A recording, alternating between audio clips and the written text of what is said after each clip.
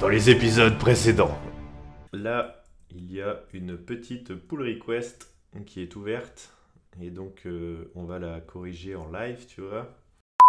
Et du coup, Git il fait je comprends pas ce que tu fais, c'est pas la même, c'est pas pareil. Du coup, on fait un gp-f pour git push force et pouf, magie. Ah, ok. Du coup, bienvenue à tous. Cet épisode est sponsorisé par Monsieur David Leliette, développeur React Native, travaillant à distance depuis Lille, avec des années d'expérience en React et React Native, depuis sa sortie. Nous sommes accompagnés de Mathis. Mathis, est-ce que tu peux te présenter pour les gens qui ne te connaissent pas encore? Donc, je suis développeur web en alternance en licence pro et je suis apprenti pirate avec David. Très bien, très bien, très bien. Et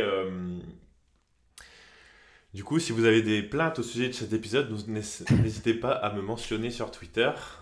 Comme ça, je répondrai avec plaisir. Et du coup, Mathis, selon toi, qu'est-ce que c'est l'Office Hour des pirates?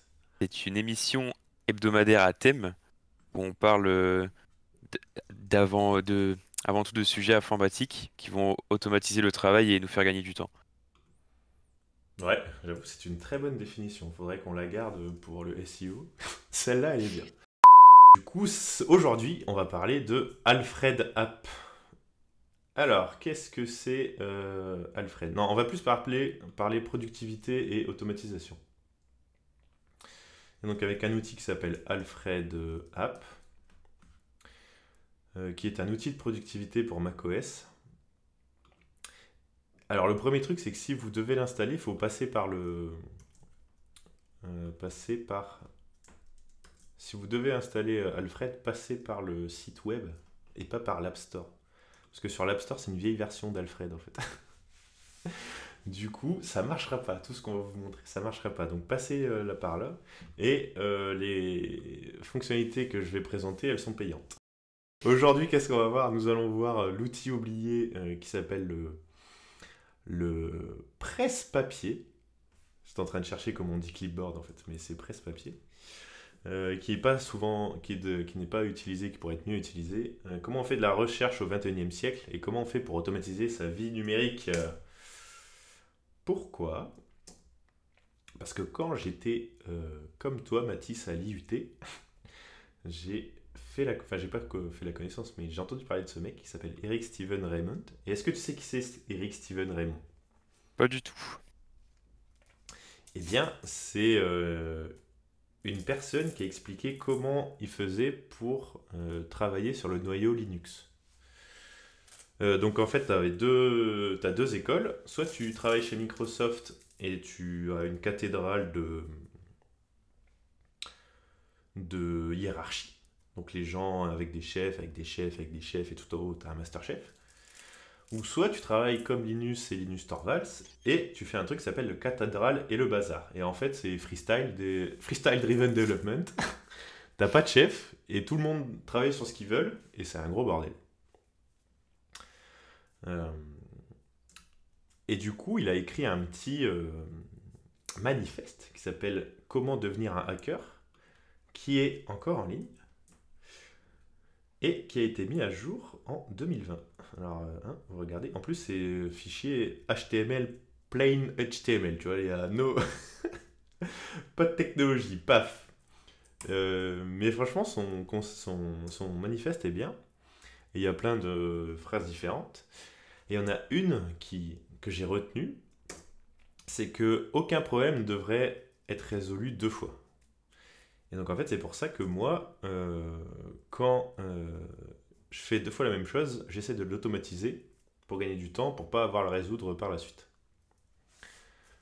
Et ça, by the way, si vous êtes développeur et que vous n'écrivez pas de README dans vos projets, eh ben vous devriez. Parce qu'en fait, sinon, si vous installez un projet, s'il n'y a pas de setup, enfin s'il n'y a pas d'instruction pour installer vos projets, ben en fait c'est l'enfer. Du coup, j'ai une question. Euh, En fait, ouais, je me suis posé une question, c'est combien de temps un cerveau humain peut rester concentré? Et en fait, c'est à peu près 20 minutes. Quand tu fais une tâche, tu peux rester concentré 20 minutes. Au-delà, tu perds le fil de ce que tu es en train de faire. Et donc chaque jour, en fait, tu as un stock de concentration que tu peux utiliser ou pas. Et il faut que tu essaies de te concentrer sur les choses qui procurent de la valeur et automatiser les choses qui servent à rien. Parce qu'en fait, aussi, si tu fais du multitasking et que tu batches pas les tâches, et ben en fait, à la fin de la journée, tu vas passer plus de temps. Exemple, là, je vais faire travailler que sur le style sur mon site web. Une fois que j'aurai fini, paf, je vais prendre une demi-heure, prendre une pause. Après, je vais travailler que sur le contenu, paf. À chaque fois, je fais un commit, hein, forcément. Et à la fin, je travaille sur un autre truc. Et vu que j'ai bien segmenté, au lieu de changer de contexte à chaque fois, bah en fait, je vais exécuter plus vite. Et du coup, moi, ce que je fais, c'est que j'essaye de faire des tâches de façon intensive à chaque fois. Il n'y a pas de notification, rien. Et le but, c'est de ne pas aller me perdre sur Google quand je cherche de l'information, d'aller le plus rapidement possible. Et donc, même Batman a besoin de quelqu'un pour l'aider. Cette personne s'appelle Alfred, et c'est pour ça que nous, on va utiliser Alfred App sur macOS. Pour Windows, il y a Wox One. Pour Linux, il y a Albert. Mais après, j'ai pas vraiment essayé. En fait, le truc, c'est que Alfred, il capitalise vraiment tous les différents outils qu'on va voir là. En fait, il y a plein d'alternatives que l'on va voir, mais ils sont tous éparpillés et il y a plein de petits logiciels à utiliser, quoi. Question, du coup, combien de fois par jour vous utilisez le clipboard? Est-ce que tu sais, Mathis, combien de fois tu utilises le clipboard par jour? En moyenne, Ouais. une trentaine de fois. Bah dans mon cas, c'est à peu près 90 fois. Exemple, mettez-vous en situation, vous travaillez sur un truc super compliqué, vous avez le schéma dans votre tête, et là il y a le chef de projet qui fait Hey, au fait, j'ai un bug pour toi, est-ce que tu peux corriger ce truc-là parce que ça marche pas. Et là, vous avez perdu le fil pour vous remettre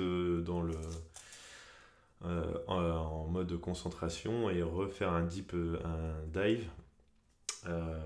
Et ben ça va vous reprendre 30 minutes à refaire tout le contexte dans votre tête.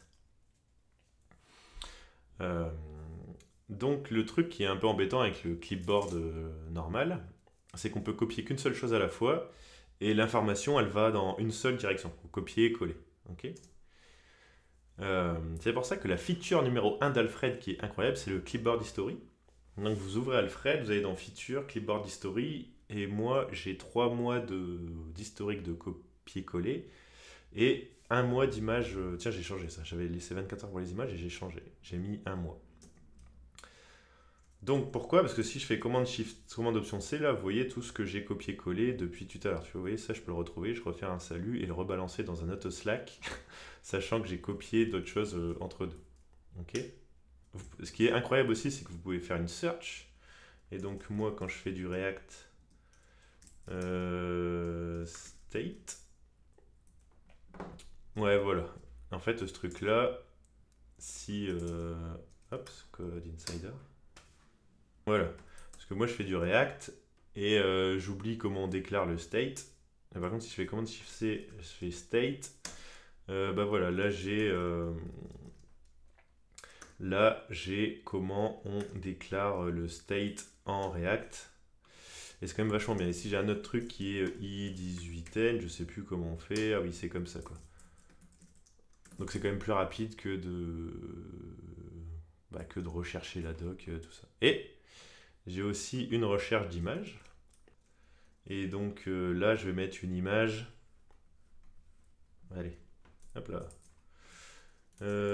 Image elle est où l'image de TypeScript? Et voilà, c'est celle-là, tac. Donc là, vous voyez, en fait, j'ai retrouvé une image que j'avais dans mon copy-paste qui dit ouais, qu'est-ce que c'est TypeScript? Du coup, on a vu ça, l'image, donc le clipboard history pour le texte et l'image. Alors après, l'autre truc qui est stylé, c'est qu'on peut faire aussi des snippets.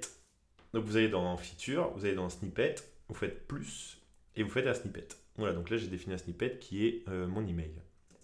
Ils sont accessibles soit quand je tape quelque chose, soit je fais commande option C, snippet. Voilà, il y a tous mes snippets qui sont ici. Voilà. Follow-up de job, ça on le montrera après. Démo avec le siret, parce que moi je suis auto-entrepreneur et du coup on me demande souvent mon siret. Je fais point d'exclamation siret. Hop, voilà.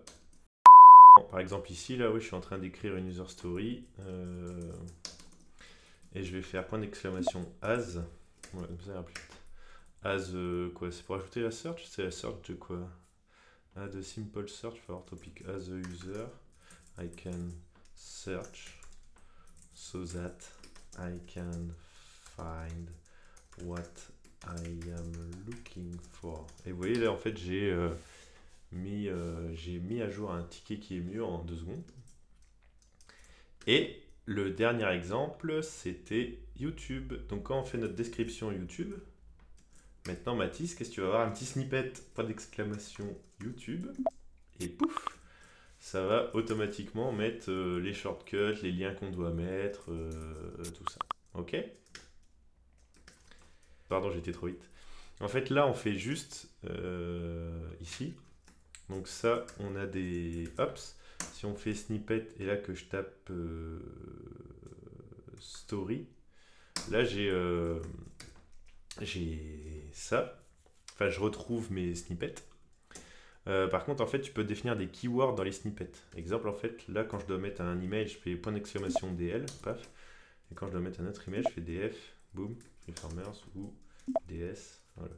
C'est quand même plus rapide que de taper tout ce truc-là. Et là, je fais juste point d'exclamation D et une lettre. Et ça, c'est moi qui l'ai défini moi-même. Donc ça, on a vu. Et donc, faut pas oublier dans Feature, Snippet, cliquer sur Automatically Snippet et Expand by Keyword. C'est grâce à ça que ça permet de faire l'automatisation de texte. Donc ça, j'ai montré. Point d'exclamation onboarding. Oui, voilà. Donc ça, si je veux dire à Mathis, t'es où Mathis? Ici, là, dans Office Hour. Je fais à Mathis, check this out. Bing onboarding. Hop, voilà, ça va partager un lien directement vers mon site. Ok. Et alors là, le truc hyper powerful, c'est que tu peux créer des snippets avec des variables time, date and clipboard. Alors, du coup, je vais montrer le LinkedIn One. Donc, si je vais sur LinkedIn, il y a forcément quelqu'un qui va vouloir m'embaucher, parce qu'il y a plein de gens qui veulent m'embaucher. Et du coup, là, la dame, là, tac, tac, tac, oui. Donc, à Jessica, je vais lui faire OK, point d'exclamation job. Et en fait, ce que ça a fait, yes.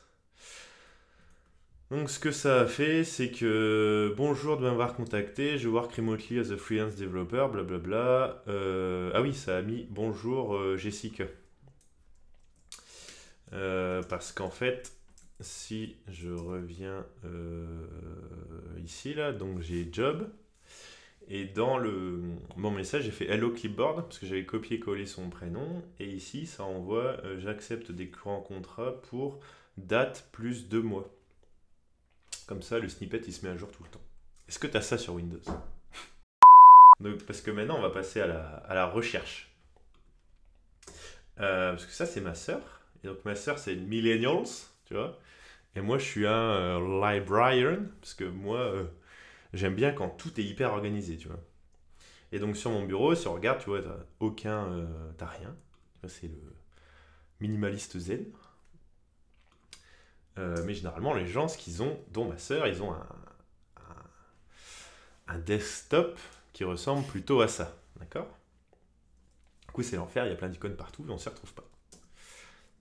Et puis je lui demandais, ouais, mais pourquoi tu n'organises pas tes trucs, t'organises pas ton ordinateur avec des folders? Parce que regarde, moi je fais ça comme ça, c'est incroyable, enfin, c'est quand même super bien, quoi. Là j'ai David, Workspace, là j'ai tous mes repositories, là il y a ça, mes trucs de clients, mes images, mes trucs, mes machins, tout est superbement bien organisé. Elle m'a dit, ouais, ça sert à rien en fait, j'ai une search bar, je cherche dans la search et puis voilà, pour tout retrouver. Et en fait, on fait ça aussi tous les jours, nous tous les jours, on utilise Google pour chercher des trucs. Et je me suis dit, ouais, ce qui serait cool, c'est qu'on ait Google Search, mais pour notre OS. Donc sur Mac, il y a Spotlight. Et sur Windows, vous avez le truc de Search aussi. Voilà, la Search, elle devient de mieux en mieux, hein. J'avoue, maintenant, ça devient de mieux en mieux. Euh, mais en fait, Spotlight sur Mac, c'est hyper lent. Parce qu'en fait, si vous regardez, vous faites commande espace, vous tapez keyboard, bah, en bas, en fait, c'est Alfred et en haut, c'est Spotlight. Et c'est quand même beaucoup plus lent, en fait. Euh, donc, ce qu'il nous faut, c'est un comme Spotlight, mais que ce soit plus rapide. Du coup, ce que vous faites, c'est que vous allez dans Général, vous faites commande espace et vous enlevez Spotlight, le raccourci Spotlight, vous l'enlevez et vous ajoutez les permissions à Alfred pour qu'il puisse remplacer Spotlight. Donc pour ouvrir Alfred, c'est Open Espace. Et si je tape Unicorn et que j'appuie sur Entrée, là ça va directement chercher Unicorn dans Wikipédia. Et si je fais ça sur Amazon, voilà, ça m'a automatiquement ouvert Unicorn. Plutôt que d'ouvrir mon navigateur, aller sur Google, rechercher.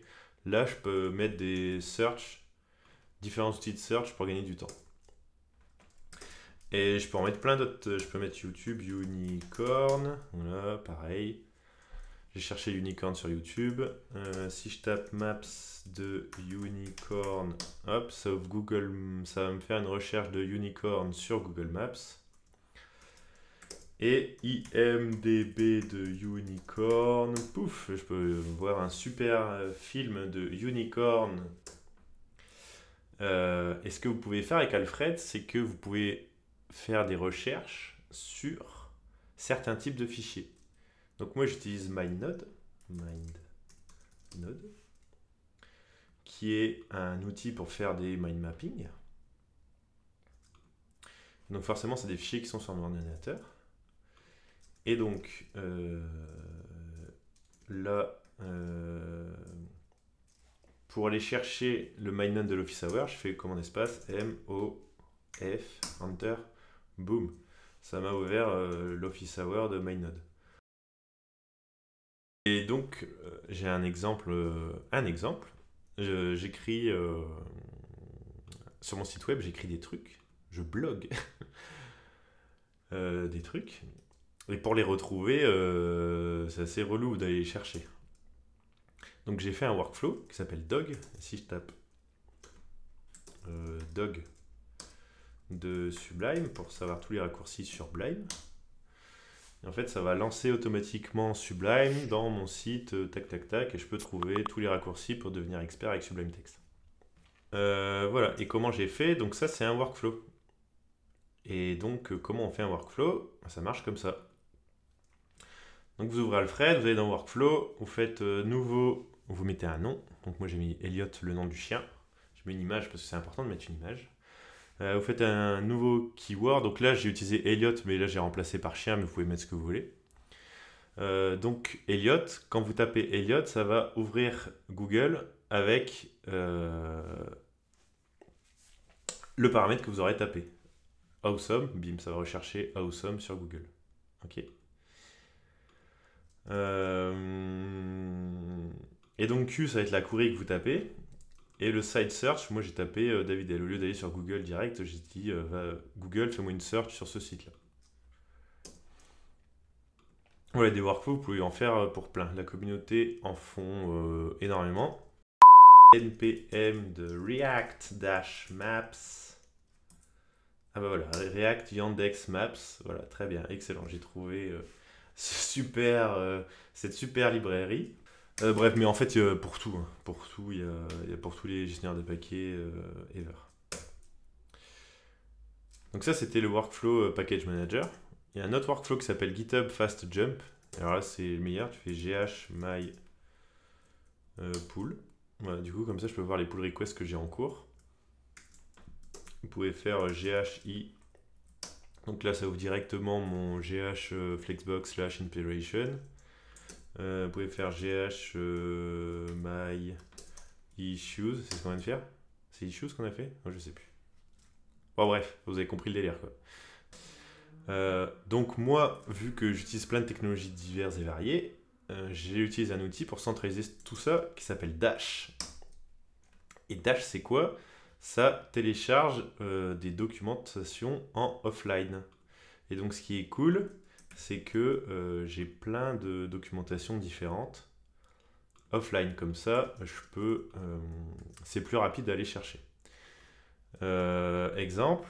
Et donc en fait, on peut combiner Dash et Alfred. Donc si je fais Dash de background. Attends. Si je fais Dash de touchable, par exemple. Voilà. Donc là, il a directement capté, il a directement cherché, la documentation Touchable Opacity de React Native. Ouais, donc en fait, moi, au lieu d'aller faire du nimp sur Stack Overflow, je cherche avant dans les documentations officielles. Comme ça, souvent, ça me donne une idée de quoi faire. Et en fait, le truc incroyable, c'est qu'aussi, on peut mettre des snippets du coup avec Alfred et Dash. Donc moi, j'en ai fait un qui s'appelle... donc je vais aller chercher la documentation de grid de Bootstrap. Donc j'ai tapé BT grid, pouf. Voilà, j'ai trouvé directement la documentation de grid. Ok. Et du coup, là, on va voir d'autres trucs qui me procurent de la joie. Ah oui, non, c'est toujours Alfred.